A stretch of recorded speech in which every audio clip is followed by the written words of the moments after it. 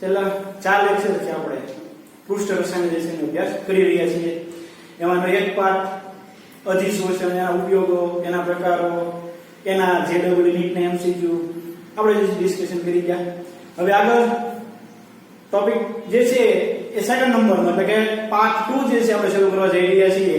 એ આખો પાર્ટ જે છે ઉદ્દીપન પ્રક્રિયા, ઉત્સેચકીય પ્રક્રિયા કઈ રીતે થાય, એમાં અધિશોષણનો ઉપયોગ કઈ રીતે થાય, એના વિશેની જે છે આપણે વાત કરવા જઈ રહ્યા છીએ. તો સૌપ્રથમ ઉદ્દીપક શબ્દ આવ્યો કઈ રીતે? 1835 ની અંદર બર્ઝેલિયસ નામનો જે છે વૈજ્ઞાનિક થયો, તેણે આ ઉદ્દીપક શબ્દ જે છે એ આપણને આપેલો. હવે બેઝ કે કેમ ઉદ્દીપકની રિક્વાયરમેન્ટ થાય, ઉદ્દીપકની જરૂરિયાત શું? તો કે સામાન્ય રીતે કોઈ પણ પ્રક્રિયા થાય એ પ્રક્રિયા ખૂબ ધીમી હોય. ધારો કે ઉદાહરણ તરીકે જે આપણે પ્રક્રિયા લઈએ KClO3, એનું જ્યારે વિઘટન થાય એટલે કે KCl અને ઓક્સિજન જે છે આપણને મળે, રિએક્શન જે છે બેલેન્સ કરવા માટે 2 એટલે કે 2KCl, ઓક્સિજન છે 6 મીન્સ કે 3O2. આ રિએક્શન થી આપણને ઓક્સિજન મળે. ધારો કે હોસ્પિટલ ની અંદર કોઈ પેશન્ટ જે છે એડમિટ થયેલો છે અને ઓક્સિજનની રિક્વાયરમેન્ટ છે. આ પ્રક્રિયા જ્યારે થતી હોય ત્યારે પ્રક્રિયાનું તાપમાન તાપમાન જે છે એ 653 થી 873 કેલ્વિન જેટલું જે છે હોય એટલે ખૂબ જ ઊંચા તાપમાને પ્રક્રિયા થાય.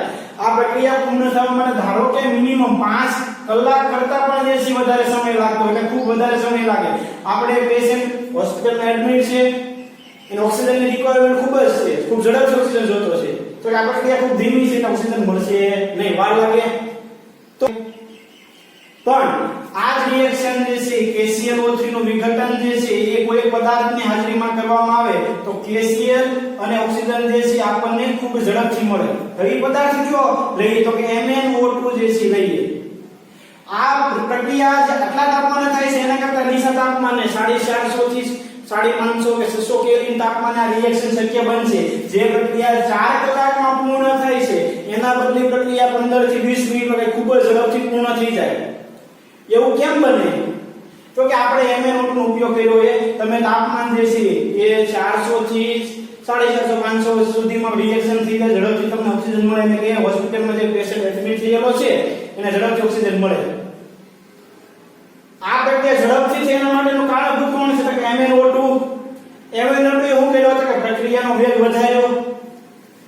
તો એવો પદાર્થ જે પ્રક્રિયાનો વેગ વધારે, પ્રક્રિયામાં ભાગ ન લે, પ્રક્રિયા પૂર્ણ થાય ત્યારે હતો એ મૂળ સ્થિતિમાં તમને પાછો મળી જાય કે જેટલો હતો એટલો તમને પાછો મળી જાય.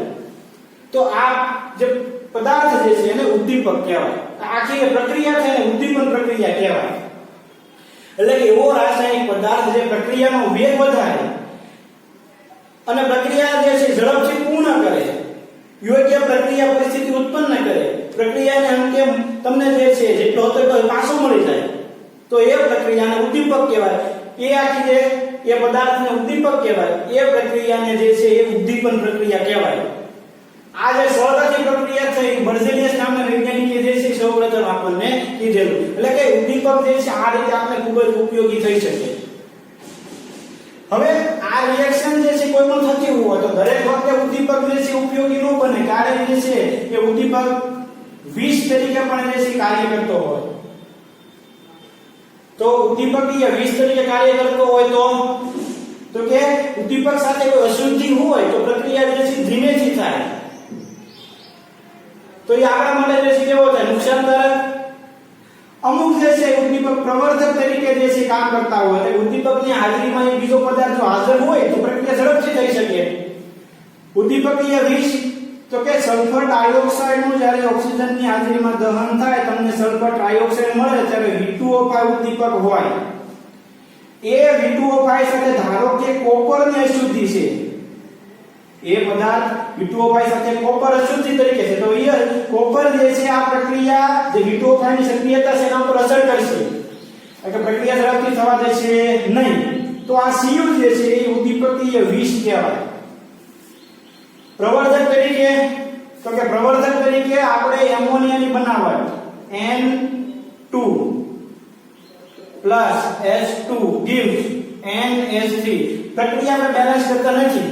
પણ આ પ્રક્રિયા જે છે એથી ઉદ્દીપકની હાજરીમાં થાય જો એની સાથે મોલિબ્ડેનમ ઉમેરવામાં આવે તો આ પ્રક્રિયા પહેલા થતી એના કરતા પણ ઝડપથી થઈ શકે તો કે આ મોલિબ્ડેનમ જે છે એ ઉદ્દીપકીય પ્રવર્ધક તરીકે વર્તે એટલે ઉદ્દીપક સાથે અમુક વાર કોઈ પદાર્થ તમે ઉમેરો તો એ ફાયદાકારક થાય અમુક વાર જે નુકસાનકારક હોય તો કે જો નુકસાનકારક હોય તો પદાર્થને ઉદ્દીપકીય વિષ કહેવાય જો ફાયદાકારક હોય તો ઉદ્દીપકીય પ્રવર્ધક કહેવાય પ્રવર્ધક એ ઉદ્દીપકની સક્રિયતાની અંદર વધારો કરે તો ઉદ્દીપકને વધારે અસરકારક બનાવે જ્યારે ઉદ્દીપકીય વિષ એ ઉદ્દીપક હોય એની સક્રિયતાની અંદર ઘટાડો કરે એટલે એની અસરકારકતા જે છે એ ઘટાડે તો શરૂઆતમાં ઉદ્દીપક ઉદ્દીપન પ્રક્રિયા ઉદ્દીપકીય વિષ ઉદ્દીપકીય પ્રવર્ધક કોને ઉદ્દીપક કહેવાય તો કે જે પદાર્થો રાસાયણિક પ્રક્રિયાનો વેગ વધારે અને પોતાની જાતે રાસાયણિક રીતે અથવા તો જથ્થાત્મક રીતે પ્રક્રિયા પૂર્ણ થયા પછી ફેરફાર પામ્યા વગર રહે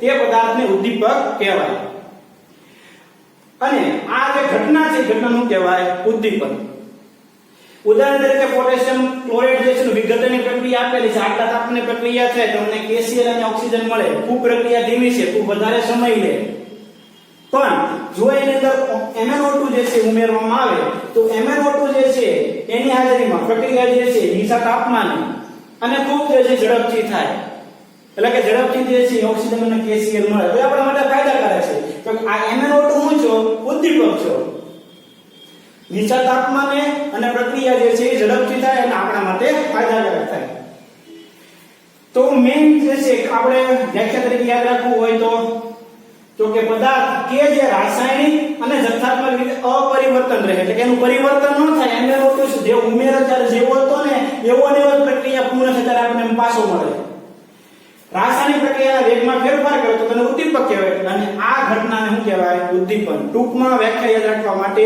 એવો પદાર્થ જે રાસાયણિક અને જથ્થાત્મક રીતે કેવો હોય અપરિવર્તનીય એ રાસાયણિક પ્રક્રિયાનો વેગ વધારે તો એ પદાર્થને ઉદ્દીપક કહેવાય એ ઘટનાને શું કહેવાય છે ઉદ્દીપન જુદા જુદા વિજાતીય પદાર્થોને ઉદ્દીપક તરીકેનો ઉલ્લેખ જે છે સૌપ્રથમ કોણે કરેલો હતો તો બર્ઝેલિયસ નામના વૈજ્ઞાનિકે જે છે એ 1835 માં કરેલો એટલે 1835 માં ઉદ્દીપક જે છે એ સૌપ્રથમ શબ્દ વપરાયો એટલે આપણે ઉપયોગી બન્યું ત્યાર પછી ઉદ્દીપકીય પ્રવર્ધક એટલે પ્રક્રિયામાં ઉમેરવામાં આવતા કેટલાક વિશિષ્ટ પદાર્થ કે જે માત્ર ઉદ્દીપકની સક્રિયતાનો વધારો કરે તેને શું કહેવાય પ્રવર્ધક ઉદાહરણ તરીકે એમોનિયાની બનાવટ N2+H2 એટલે 3H2 2NH3 થાય એ દીવ ઉમેરેલો હોય તો એની સાથે જો મોલિબ્ડેનમની હાજરી હોય તો મોલિબ્ડેનમ જે છે એ ઉદ્દીપકીય પ્રવર્ધક તરીકે કાર્ય કરે છે એટલે કે Fe ની સક્રિયતા વધારે જ્યારે સલ્ફ્યુરિક એસિડમાં સલ્ફર ડાયોક્સાઇડ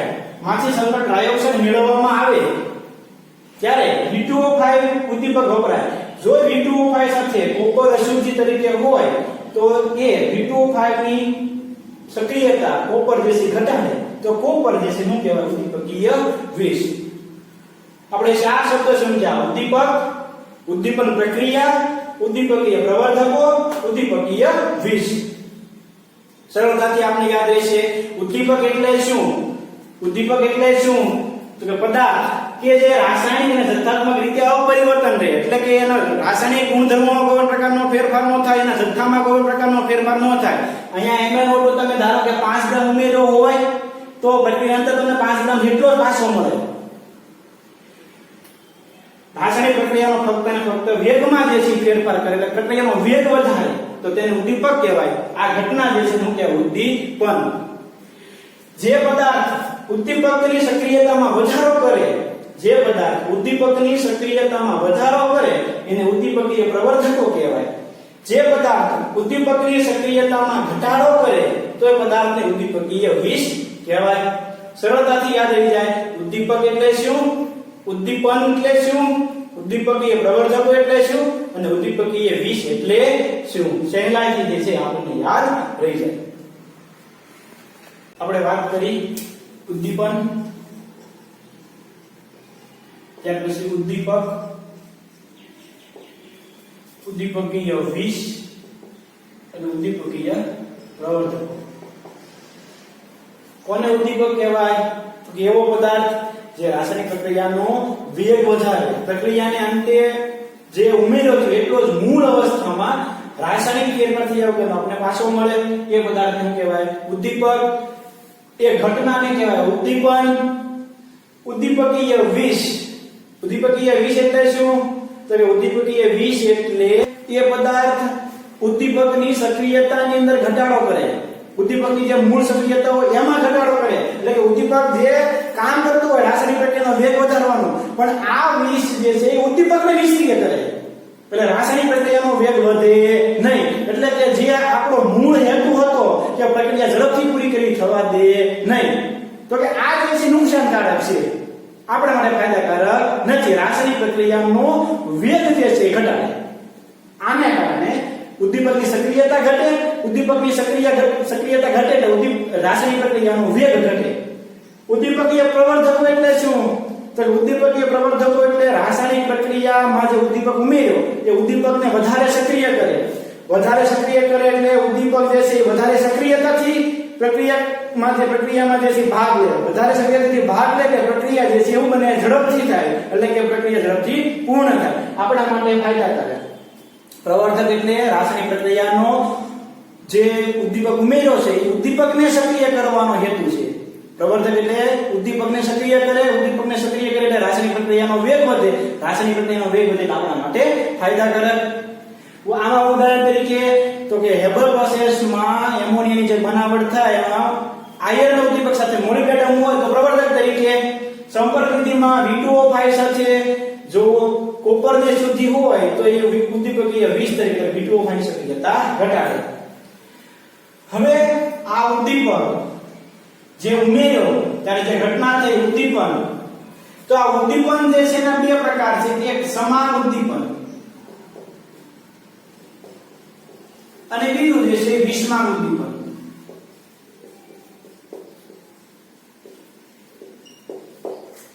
બે પ્રકાર ઉદ્દીપન પ્રક્રિયાના, સમાન ઉદ્દીપન અને વિષમાન ઉદ્દીપન. સમાન ઉદ્દીપન એટલે શું? તો કે કોઈ રાસાયણિક પ્રક્રિયા થાય એમાં પ્રક્રિયક હોય. પ્રક્રિયક જે છે શેમાં રૂપાંતરણ થાય? નિપજની અંદર રૂપાંતરણ પામે. સહેલાઈથી સમજવા માટે પ્રક્રિયક જે છે નિપજમાં રૂપાંતરણ પામે.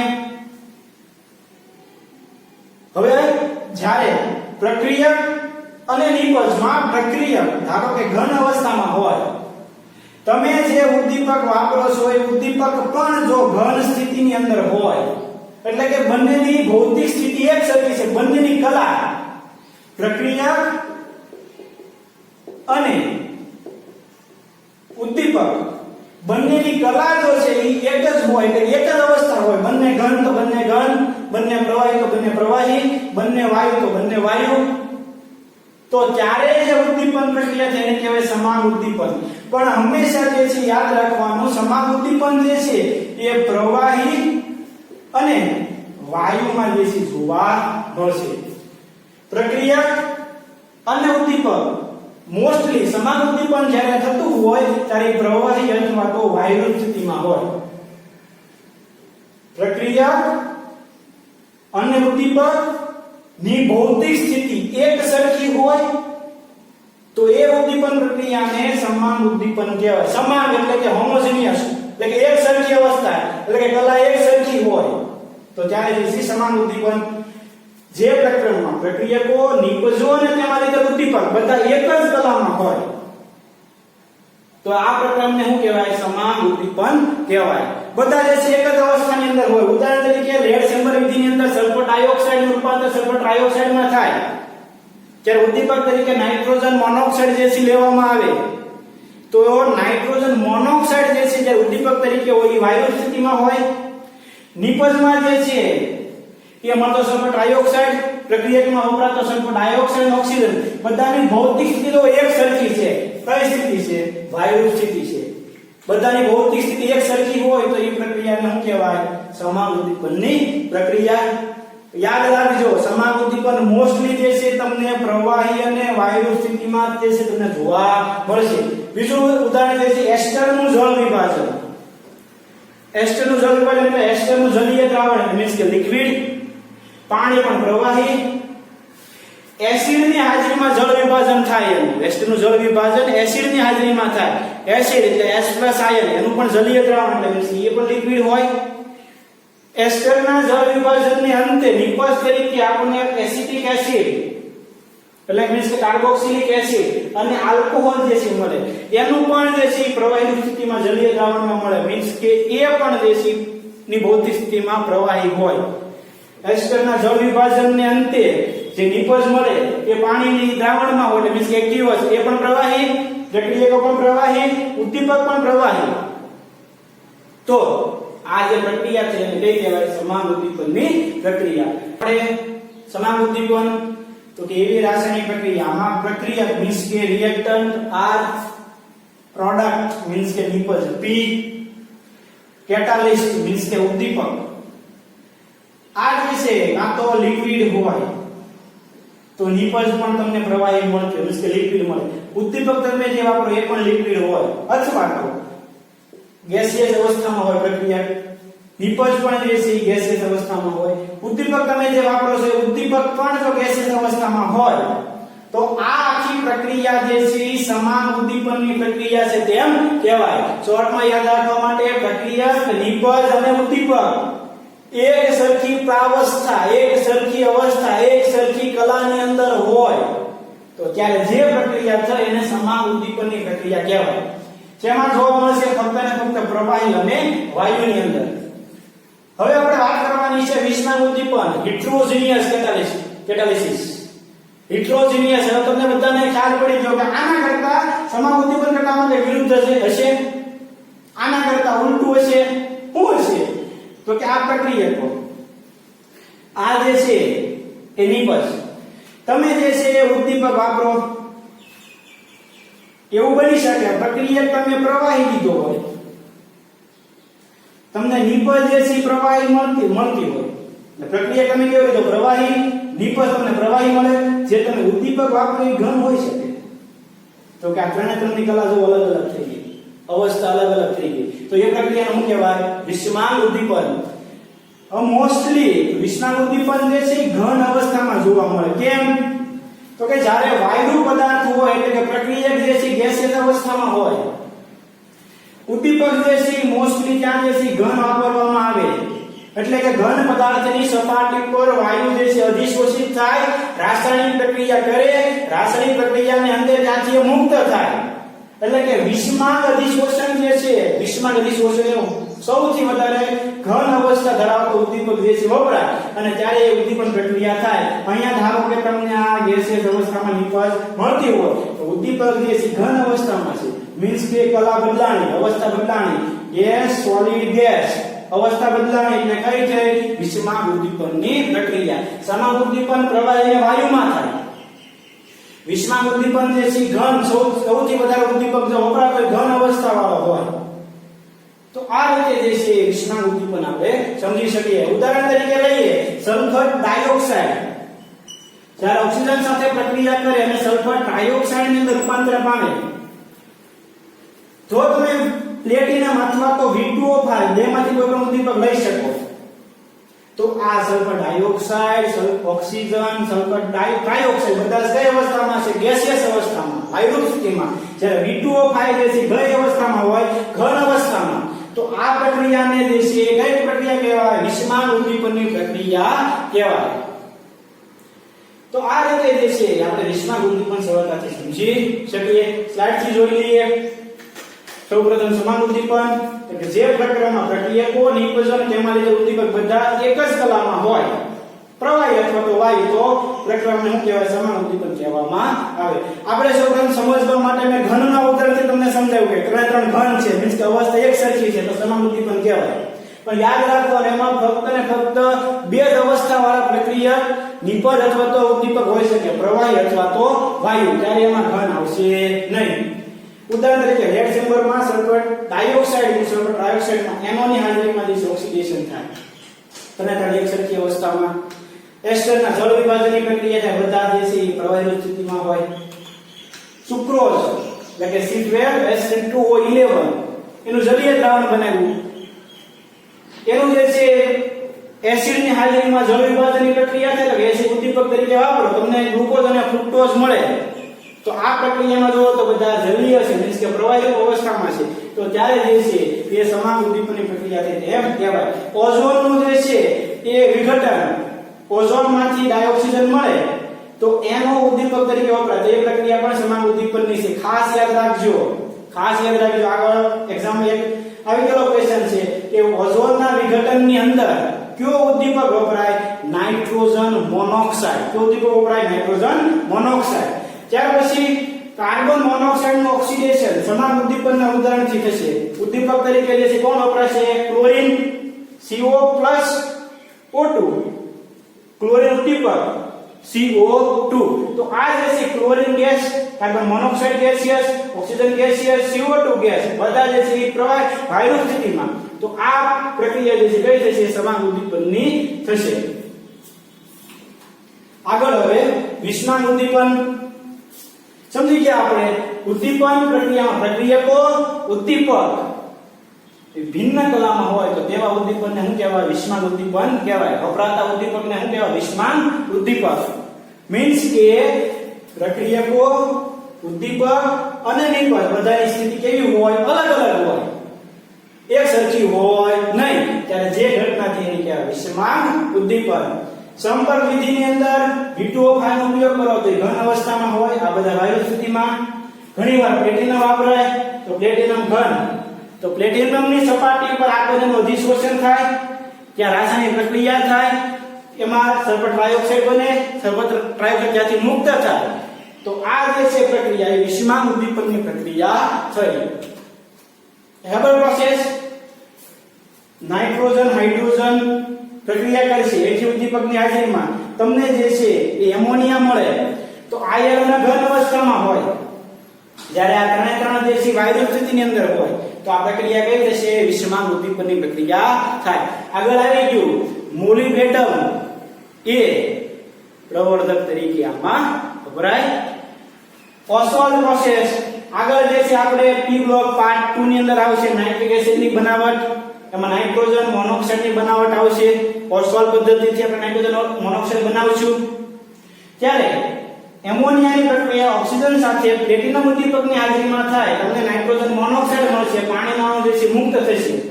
તો અહીંયા એમોનિયા, ઓક્સિજન, નાઇટ્રોજન મોનોક્સાઇડ બધા વાયુ સ્થિતિમાં છે, જ્યારે પ્લેટિનમ ઘન અવસ્થામાં છે. તો આ પ્રક્રિયા એ કઈ થશે? વિષમાંગ ઉદ્દીપનની પ્રક્રિયા થશે. આગળ હજી વનસ્પતિ તેલનું હાઇડ્રોજનેશન, રેની-નિકલ ઉદ્દીપકની હાજરીમાં થાય વનસ્પતિ ઘી મળે. આ જે છે લિક્વિડ, આ ગેસ, આ ઘન જો તો અવસ્થા બધાની અલગ અલગ છે. પ્રક્રિયકો પ્રવાહ અને વાયુ સ્થિતિ વાળા છે. નાઇટ્રો ઉદ્દીપક સોલિડ છે, વનસ્પતિ ઘી સોલિડ તમને મળે. તો આ જે છે કઈ થશે? વિષમાંગ ઉદ્દીપનની પ્રક્રિયા. સોનાની સપાટી પર હાઇડ્રોઆઇડેટ નું વિઘટન, Si ગોલ્ડની સપાટી પર જે છે એ પ્રક્રિયા કરશે, હાઇડ્રોજન અને આયોડિન મળશે. તો અહીંયા જે છે Si નું વિઘટન જ્યારે થાય H2 અને I2 મળે ત્યારે Au જે છે ઘન અવસ્થામાં. આ પ્રક્રિયા પણ કઈ છે? વિષમાંગ ઉદ્દીપનની. છેલ્લી હાસ્યવાયુ ડાયનાઇટ્રોજન ઓક્સાઇડ. હાસ્યવાયુ તરીકે કોણ ઓળખાય? ડાયનાઇટ્રોજન ઓક્સાઇડ. પ્લેટિનમ ઉદ્દીપકની હાજરીમાં પ્રક્રિયા કરે એનું વિઘટન થાય, ડાયનાઇટ્રોજન અને ડાયોક્સિજન મળે. આ વાયુ સ્થિતિમાં, આ બંને વાયુ સ્થિતિમાં, આ જે છે ઘન અવસ્થામાં. તો આ જે છે પ્રક્રિયા કઈ કહેવાય? વિષમાંગ ઉદ્દીપનની કહેવાય. શોર્ટમાં આપણે શું યાદ રાખવાનું? સમાન ઉદ્દીપનમાં ઉદ્દીપક, પ્રક્રિયકો અને નિપજ બધા એક સરખી અવસ્થામાં હોય તો સમાન ઉદ્દીપન. પ્રક્રિયકો, નિપજ અને ઉદ્દીપક જો વિરુદ્ધ કલામાં હોય એટલે અલગ કલામાં હોય, ઘન પ્રવાહી કે વાયુ, તો ત્યારે જે પ્રક્રિયા થાય એને કહેવાય વિષમાંગ ઉદ્દીપન. આપણે જે છે સરળતાથી યાદ રાખી શકીએ. ખાસ યાદ રાખજો ઉદ્દીપક જે છે એ કયો વપરાય? MCQ માં જે છે આવી શકે કે નાઇટ્રોજન મોનોક્સાઇડ, ડાયનાઇટ્રોજન ઓક્સાઇડ નું જ્યારે વિઘટન થાય ત્યારે કયો ઉદ્દીપક વપરાઈ શકે? ત્યાં શું આવશે? પ્લેટિનમ. ખાસ જે છે આ રીતે આપણે વિષમાંગ ઉદ્દીપન અને સમાન ઉદ્દીપન જે છે યાદ રાખી શકીએ. સરળતાથી જે છે યાદ રહે. ખાસ યાદ રાખજો સમાંગ ઉદ્દીપન પ્રવાહીને વાયુમાં થાય, વિષમ ઉદ્દીપન મોસ્ટલી જે છે ઘન પ્રવાહી વાયુ બધામાં જે છે તમને જોવા મળશે. તો આમાં જે છે ઘન આવશે, સમાંગ ઉદ્દીપનમાં ઘન આવશે નહીં. ત્યાં ફક્ત ને ફક્ત પ્રવાહી અને વાયુ. કન્ફ્યુઝ ના થતા, શરૂઆતમાં મેં ઉદાહરણ આપ્યું ત્યારે મેં જે છે ઘન દર્શાવ્યું હતું સમજાવવા માટે હતું. ત્યારે ફક્ત ને ફક્ત કોણ આવશે એમાં? પ્રવાહી અને વાયુ. વિષમ ઉદ્દીપનમાં ઘન આવશે, સમાંગ ઉદ્દીપનમાં ઘન આવશે નહીં. આપણે વાત કરવાની છે વિષમ ઉદ્દીપનનો અધિશોષણનો સિદ્ધાંત. આગળ આપણે વાત કરી ગયા પ્રક્રિયા પછી જ્યારે નિપજ બનતી હોય ત્યારે જે આપણે ઉદ્દીપક વાપરીએ છીએ એ ઉદ્દીપક હંમેશા જે છે એ ઘન અવસ્થાવાળો હોય, સૌથી વધારે વપરાતો હોય. તો વિષમ ઉદ્દીપન અધિશોષણનો સિદ્ધાંત સમજવા માટે આપણે જે છે વિચારીએ તો ધારો કે આ ઘન પદાર્થ એક છે. સરળતાથી 5 સ્ટેપ ની અંદર જે છે આ પ્રક્રિયા જે વિષમ અધિશોષણનો સિદ્ધાંત છે, વિષમ ઉદ્દીપનનો જે સિદ્ધાંત છે એ 5 તબક્કામાં થાય. પહેલું, એ ઘન પદાર્થ એની સપાટી ઉપર કોઈ વાયુ જે છે એક આવે, એટલે કે પહેલા જે છે સપાટી ઉપર પ્રસરણ થાય. ઘન ઉદ્દીપકની આ જે છે એ ઘન પદાર્થ ધરાવતો ઉદ્દીપક છે, એની સપાટી ઉપર વાયુનું જે છે પ્રસરણ થાય. પહેલા સ્ટેપમાં વાયુ જે છે આવે, ડિફ્યુઝ થાય. બીજા સ્ટેપ ની અંદર તો કે જે છે એમાં નિર્બળ આકર્ષણ પરથી એ વાયુ જે છે એ આ ઘન પદાર્થની સપાટી ઉપર અધિશોષિત થાય. હવે ત્રીજા સ્ટેપમાં એ સાથે જે છે એ પ્રક્રિયા કરે અને મીન્સ કે મધ્યવર્તી સંયોજન બનાવે. મધ્યવર્તી સંયોજન બનાવે એટલે શું થશે? તો કે આ ઘન પદાર્થ ઉપર જે છે બંને વાયુ જે અણુ હતા એ છૂટા છે, આ રીતે જે છે થયો બંધ બન્યા. હવે એમની વચ્ચે ફરીવાર પ્રક્રિયા થાય એટલે કોઈ નવો અણુ બન્યો. હવે આ અણુ ક્યાંથી ફરીવાર જે છે મુક્ત થાય અને જે છે એ વિષમ અધિશોષણનો જે છે એ ત્યાં સિદ્ધાંત પૂર્ણ થાય. 5 સ્ટેપમાં થાય. પહેલા સ્ટેપમાં તો ઘન ઉદ્દીપક ઉપર જે છે વાયુ અણુ આવે. બીજા સ્ટેપમાં તો કે એ વાયુ જે છે અધિશોષિત થાય. ત્રીજા સ્ટેપમાં તો કે એ અધિશોષિત થયેલા અણુઓ જે છે એ ઉદ્દીપકની હાજરીમાં રાસાયણિક પ્રક્રિયા કરશે. નવી જે છે નિપજ બનાવશે. એ નિપજ બન્યા પછી એ નિપજનું ત્યાંથી મુક્ત થાય, મીન્સ કે અપશોષણ થાય. અહીંયા અધિશોષણ થયું, અહીંયા જે છે અપશોષણ થયું, ત્યાંથી મુક્ત થાય. 5 તબક્કાની અંદર જે છે એ વિષમ અધિશોષણનો સિદ્ધાંત કાર્યરૂપ થાય. સહેલાઈથી આ રીતે જે છે આપણે સમજી શકીએ. પહેલા સ્ટેપમાં કે પ્રક્રિયકોનું ઉદ્દીપકની સપાટી તરફ પ્રસરણ, એટલે કે આ ઉદ્દીપકની ઉપરની સરફેસ ત્યાં જે છે અણુ આવ્યા.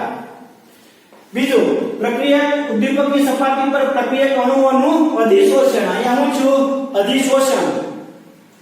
ત્રીજું, મધ્યવર્તી સંયોજનના નિર્માણ દ્વારા ઉદ્દીપકની સપાટી પર રાસાયણિક પ્રક્રિયા થાય. મીન્સ કે અહીંયા રાસાયણિક પ્રક્રિયા થાય એટલે જો આ બે બંધથી જોડાયેલા તે ત્યાંથી બંધ એનો તૂટ્યો. ઉદ્દીપક સપાટી પરથી પ્રક્રિયા નિપજનું અપશોષણ થયું અને તેના લીધે ફરીથી સપાટી પ્રાપ્ત થઈ. મીન્સ કે અહીંયા જે અણુ જે થયો એ નવી નિપજ બનાવી એ ત્યાંથી શું થાય પાછો મુક્ત. પ્રક્રિયા નિપજનું ઉદ્દીપકની સપાટી પરથી દૂર થવું, મીન્સ કે ફરી અહીંયાથી દૂર થયું. પહેલું સ્ટેપ પ્રસરણ, બીજું સ્ટેપ અધિશોષણ,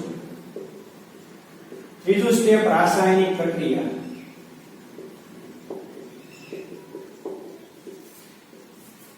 નિપજ બનવી અને ત્યાર પછી અપશોષણ. ટૂંકમાં આપણે આ રીતે યાદ રાખી શકીએ. અગત્યનો ક્વેશ્ચન છે વિષમ ઉદ્દીપનનો અધિશોષણનો સિદ્ધાંત સમજાવો.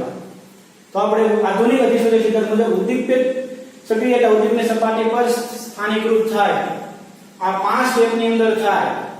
સમજવા માટે આપણે યાદ રાખીશું ઘન પદાર્થ ઉપર વાયુ ઘટક આવે એટલે મીન્સ કે પ્રક્રિયા આવ્યો, પ્રસરણ થયું, નજીક આવ્યો, અધિશોષણ થયું, રાસાયણિક પ્રક્રિયા થઈ, નિપજ બની, નિપજ ત્યાંથી મુક્ત થઈ, મીન્સ કે અપશોષણ થયું.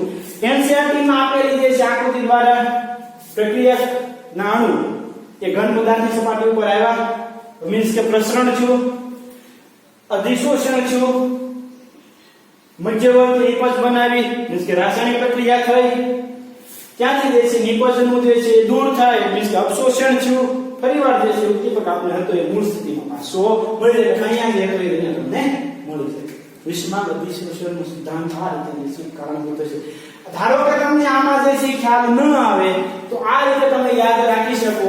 ઘન પદાર્થની સપાટી પર આવે વાયુ રૂપ ઘટક, મીન્સ કે પ્રસરણ થાય, ત્યાર પછી એનું અધિશોષણ થાય, ત્યાર પછી એ ઉદ્દીપકની હાજરીમાં રાસાયણિક પ્રક્રિયા કરશે, ત્યાર પછી જે છે નિપજ બનશે, ત્યાર પછી ત્યાંથી નિપજનું અવશોષણ થાય. ઉષ્મા અધિશોષણનો સિદ્ધાંત. આ સિદ્ધાંત સમજાવે છે કે પ્રક્રિયાના અંતે ઉદ્દીપકના દળમાં અને રાસાયણિક સંગઠનમાં કોઈ ફેરફાર થતો નથી. જેટલો ઉદ્દીપક હતો એટલો તમને પ્રક્રિયાના અંતે પાછો મળશે. તે અલ્પ માત્રામાં હોય તો પણ અસરકારક હોય. એટલે કે ઉદ્દીપકની જરૂરિયાત જે છે વધારે હોવી જરૂરી નથી. થોડાક માત્રામાં હોય ઉદ્દીપક તો પણ ત્યાં અધિશોષણના સિદ્ધાંતને આધારે ઉદ્દીપન પ્રક્રિયા થઈ શકે. એની મર્યાદા ઉદ્દીપકીય પ્રવર્ધકો અને ઉદ્દીપકીય વિષના કાર્યને સમજાવી શકતા નથી. એટલે કે આ અધિશોષણનો સિદ્ધાંત છે, વિષનો ઉદ્દીપન અધિશોષણનો સિદ્ધાંત, એ ઉદ્દીપકીય પ્રવર્ધક કે ઉદ્દીપકીય વિષની માહિતી આપી શકતા નથી. એ ફક્ત ને ફક્ત શું કરશે તો કે એ રાસાયણિક પ્રક્રિયા જે થઈ, ઉદ્દીપકે જે ક્રિયા કરી એ ક્રિયા વિશે માહિતી આપી શકે. આમાં પ્રવર્ધક તરીકે તમે કોઈ ઉમેરેલો હોય અથવા તો ઉદ્દીપકીય વિષ હોય તો એની માહિતી આપણને મળી શકતી નથી.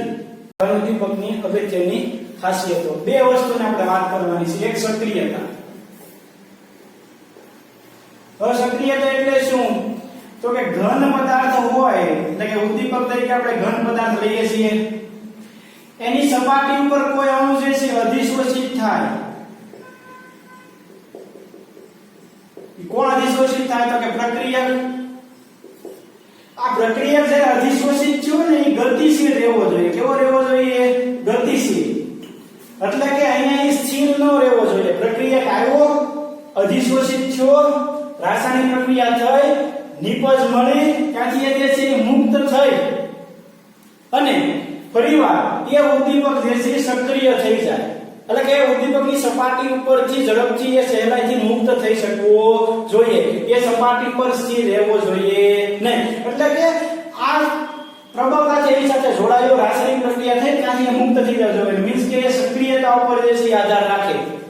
ઉદ્દીપક છે સૌથી વધારે ક્યાં વપરાય શકે તો કે ડી વિભાગના. ડી વિભાગમાં એમાં પણ સમૂહ નંબર 5 થી સમૂહ નંબર 11 ના તત્વો જે છે, ઉદાહરણ તરીકે જે છે આપણે લઈએ chromium, vanadium, zinc, copper, platinum, nickel. તો આ બધા જે છે તત્વો એ સૌથી વધારે ઉદ્દીપક તરીકે વપરાતા તત્વો છે. કેમ તો કે ડી વિભાગના તત્વો છે એની સંપર્ક સપાટી ઉપર અણુ સહેલાઈથી અધિશોષિત થઈ શકે અને એ ગતિશીલ સ્વભાવ દર્શાવી શકે. મીન્સ કે સરળતાથી ત્યાંથી નિપજ જે છે મુક્ત થઈ શકે. સક્રિયતા એટલે શું તો ઉદ્દીપકની સક્રિયતા ખાસ કરીને રાસાયણિક અધિશોષણની પ્રબળતા પર આધાર રાખે. આ માટે પ્રક્રિયકો ઉદ્દીપકની સપાટી પર પ્રમાણ વધુ પ્રબળતાથી અધિશોષિત થવા જોઈએ જેથી તે સક્રિય બને. મીન્સ કે આવનાર અણુ એ અધિશોષિત થયો એટલે મીન્સ કે ત્યાં પ્રક્રિયા થઈ શકે, પરંતુ એટલી બધી પ્રબળતાથી અધિશોષિત ન થવો જોઈએ કે જેથી તેઓ ગતિશીલ ન હોય. મીન્સ કે જે પ્રક્રિયા આવ્યો હોય એટલો બધો છે અહીંયા સ્થિર ન થઈ જવો જોઈએ કે અહીંયાથી ફરીવાર મુક્ત ન થઈ શકે. એના કારણે શું થાય? ધારો કે પ્રક્રિયક અહીંયા આવ્યો પ્રબળતાથી જોડાઈ ગયો, એ જો અહીંયાથી અવશોષણ ન પામી શકે તો ફરીવાર આ ઉદ્દીપકની સંપર્ક સપાટીએ ઉદ્દીપન પ્રક્રિયા માટે જે છે એ આપણે મળી શકે નહીં. સંપર્ક સપાટી ન મળી શકે એટલે પ્રક્રિયા ત્યાં થતી અટકે. પણ જો અહીંયા ઉદ્દીપક જ એવો હોય કે એ પ્રક્રિયા આવે કે રાસાયણિક પ્રક્રિયા કરે અને ગતિશીલ હોય તો કે અહીંયાથી નિપજ મુક્ત થઈ શકે. ફરીવાર સંપર્ક સપાટી મળે, ફરીવાર પ્રક્રિયા આવે, રાસાયણિક પ્રક્રિયા થાય, નિપજ મળે, ત્યાંથી મુક્ત થાય. એટલે પ્રબળતાથી જોડાવો જોઈએ પણ એટલી બધી પ્રબળતાથી નહીં, એટલી બધી પ્રબળતાથી શોષિત ન થવો જોઈએ કે આ પ્રક્રિયા જે છે ગતિશીલ ન રહે અને રાસાયણિક પ્રક્રિયા જે છે અટકે. મીન્સ કે ઉદ્દીપકની સક્રિયતા ઘટે, રાસાયણિક પ્રક્રિયા થવા માટે જગ્યા ન મળે.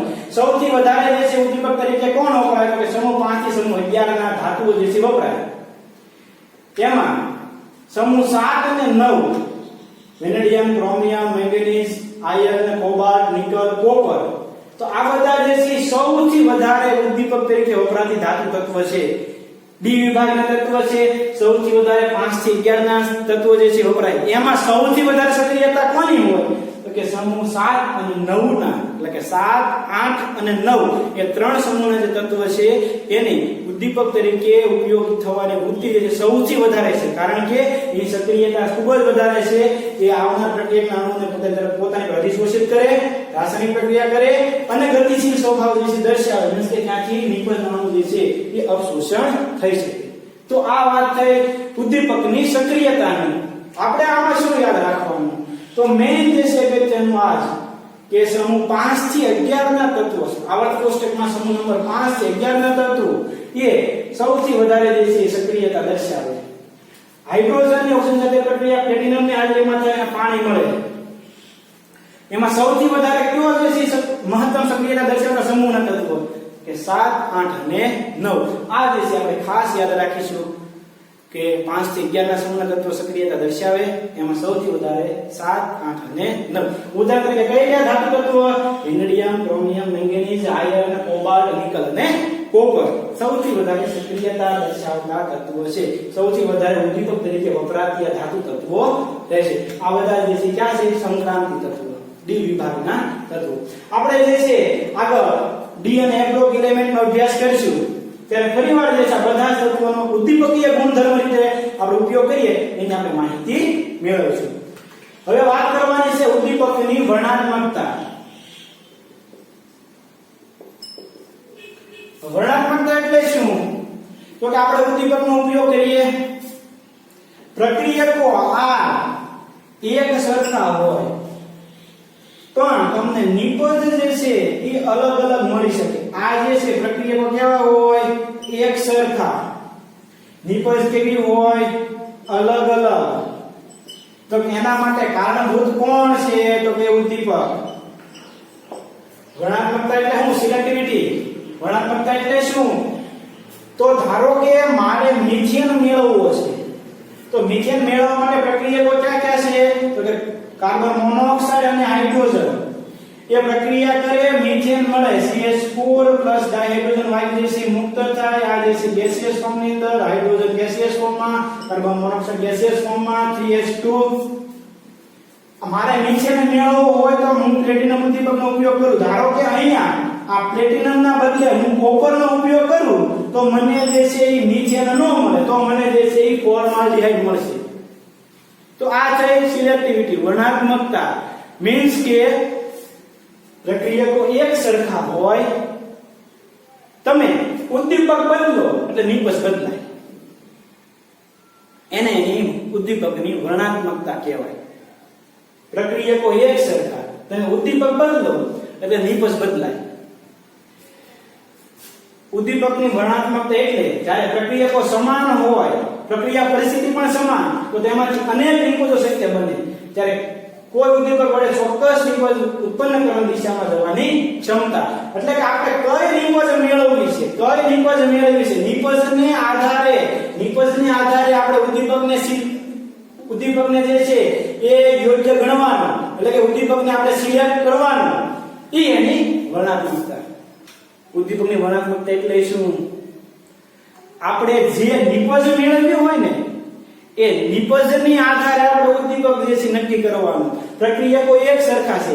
જો મારે આલ્કોહોલ મેળવવો હોય કાર્બન મોનોક્સાઇડ અને હાઇડ્રોજન માંથી, તો મારે કોપર અથવા તો ઝિંક ઓક્સાઇડ અને ક્રોમિયમ ઓક્સાઇડ નો ઉપયોગ કરવો પડે.